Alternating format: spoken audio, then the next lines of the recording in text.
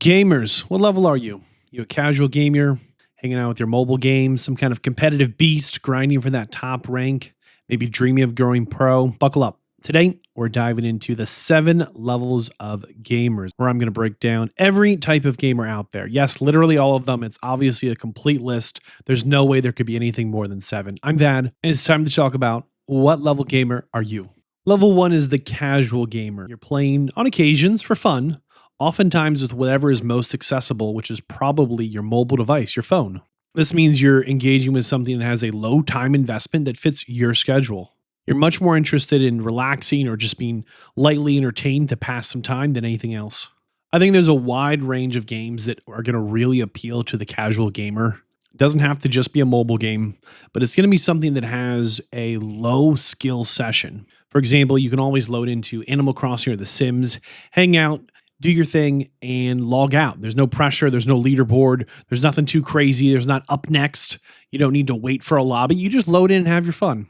Anything that lets you create at your own pace or keep the time commitment really low where you can log in, log out, walk in, walk out, I think is definitely going to be the bread and butter, the core of the casual gamer.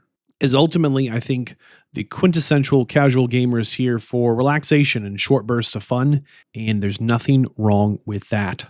Level 2 is the social gamer. I think the social gamer has a unique motivation that they're here to connect with others. They're not necessarily invested in mastering a game, but they're here to have that social interaction. They play with friends or online communities, and they're really into probably a multiplayer game. There's lots of different multiplayer games. It's not just Call of Duty and Fortnite, but they're out there, okay? Now, you might just say, well, the only thing I know is Call of Duty or Fortnite. Okay, well, as a social gamer, I assure you there's more games, more social games.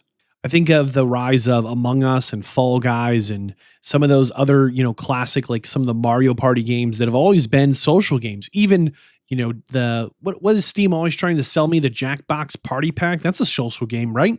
And I know there's a number of people who they play Minecraft with their friends. They don't play Minecraft, they play Minecraft multiplayer. They're not going to play Minecraft by themselves, but if their friends are playing, they're playing too. And I think level 2, being the social gamer, is a great place to be. I think one key difference between the casual gamer and the social gamer here at level 2 is that the social gamer probably makes a little bit more of a time commitment, where the casual gamer at level 1, you might just pick it up while you're waiting in a queue. You've got a bus, you've got a train, you're commuting somewhere. You just have a little bit of free time. You're looking for something quick. And I think the social gamer is much more likely to sit down and interact with their friends. And because of that, they're going to spend a little bit more of a time commitment. Overall, I think the social gamer still wants something that's quick, accessible, and matches the emphasis of fun over skill more often than not, as they're here to hang out and chit-chat and spend a little time with friends in a world that they all enjoy engaging with. Level 3 is the enthusiast gamer, and I think this might actually be the largest of categories, of all the 7 categories, okay?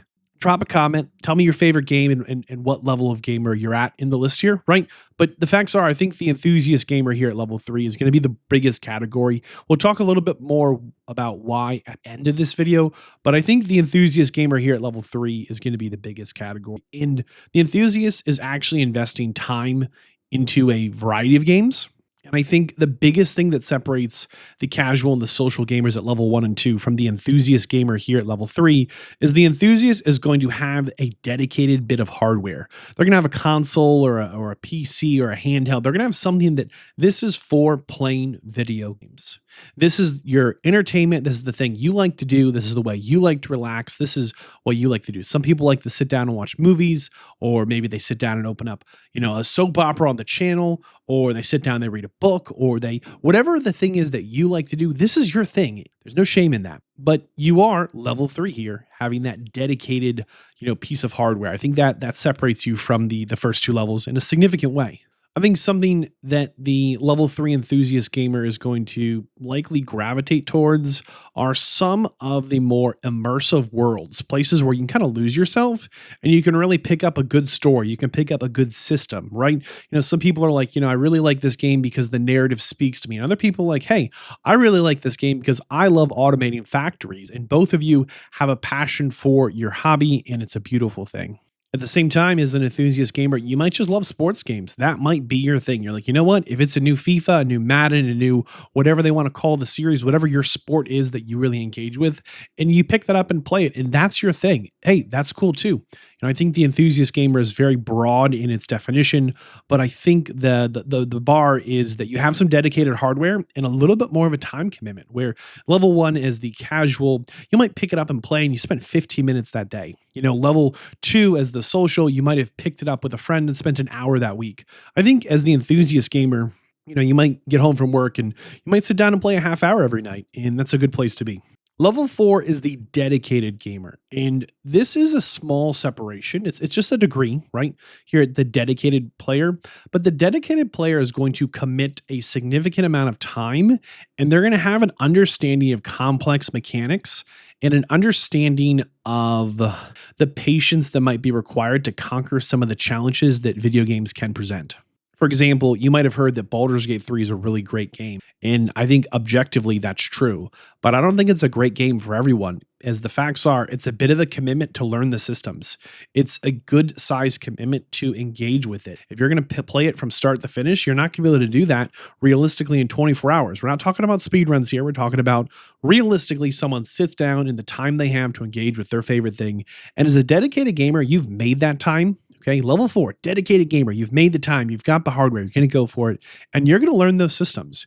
You're going to sit down. You're going to learn the lore. You're going to sit down. You're going to engage with reading item descriptions. You're going to learn how to make the build you want to make. I think the dedicated gamer is a breed of its own. It's a little beyond the level 3 enthusiast, right? The enthusiast is going to play the games, okay?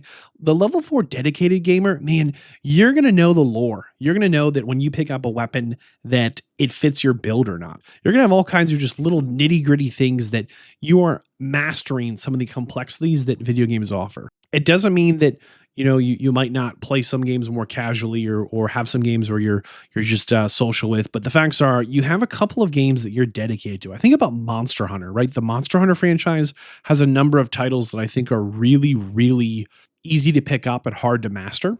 And there's a pretty high bar of how good can you get at those games. I think the dedicated gamer oftentimes has, this is my game that I play, and I'm pretty darn good at it. Level 5 is the competitive gamer. This is someone who is not playing casually.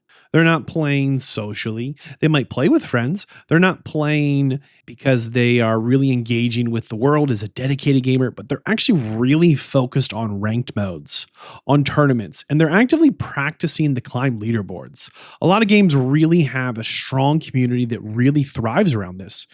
Sometimes you might think of League of Legends, you might think of Rocket League, you might think of some of the Street Fighter games. There's lots of games out there that I'm not even mentioning that have leaderboards and ranked modes in ways that you can really see like where you line up. How good are you compared to everyone else? And I think the level 5 competitive gamer really has a blend of, they have something they really like. They might play it socially. Sometimes they're casual with it, but they're regularly practicing this. They have a competitive mindset.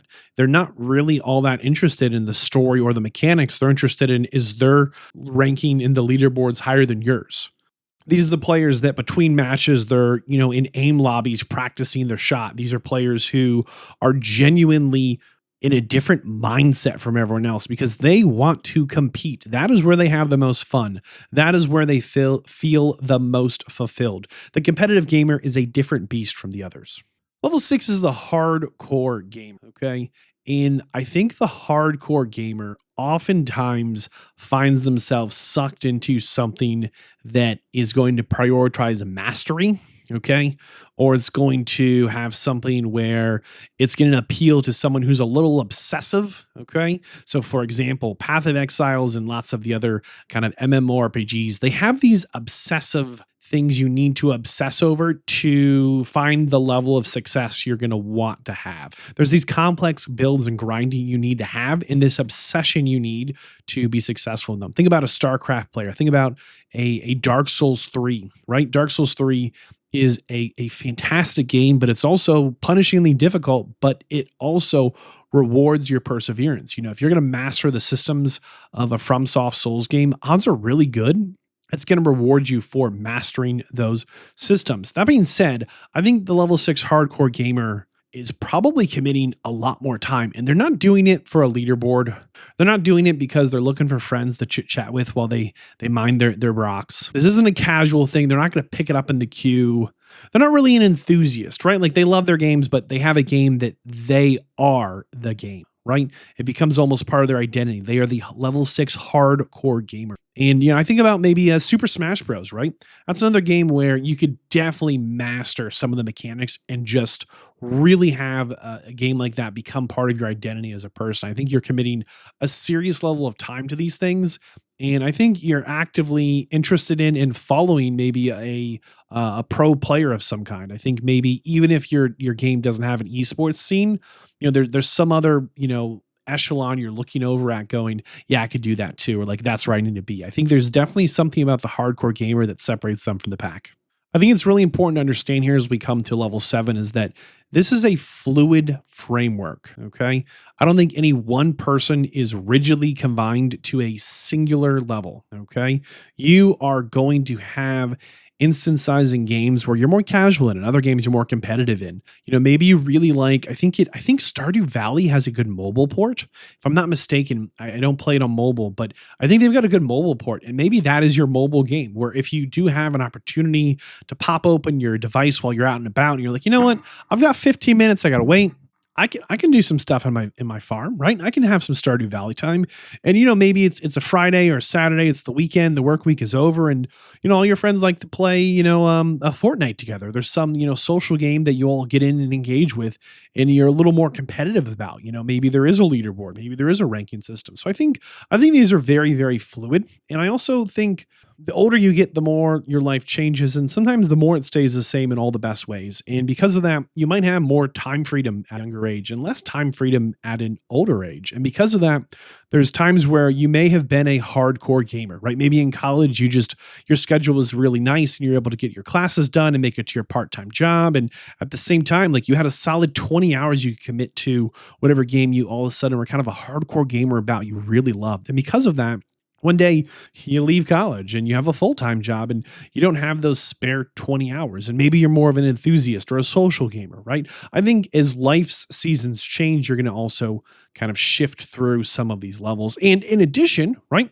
motivational shifts, right? Odds are, Among Us was a very, very popular social game. I think lots of people enjoyed playing that game. And as it lost popularity and less people were playing it in a mainstream way, maybe that same group you played with moved towards one of the, CSGO, and all of a sudden your same group is still making the same jokes, but you're kind of in this competitive game, right? I think sometimes you shift through games with your friends or individually, and your motivation shifts as you kind of shift from maybe a more chill session of Among Us to something a little more sweaty like CSGO. And of course, as a casual gamer, you might pick up a game like Monster Hunter and just be having fun.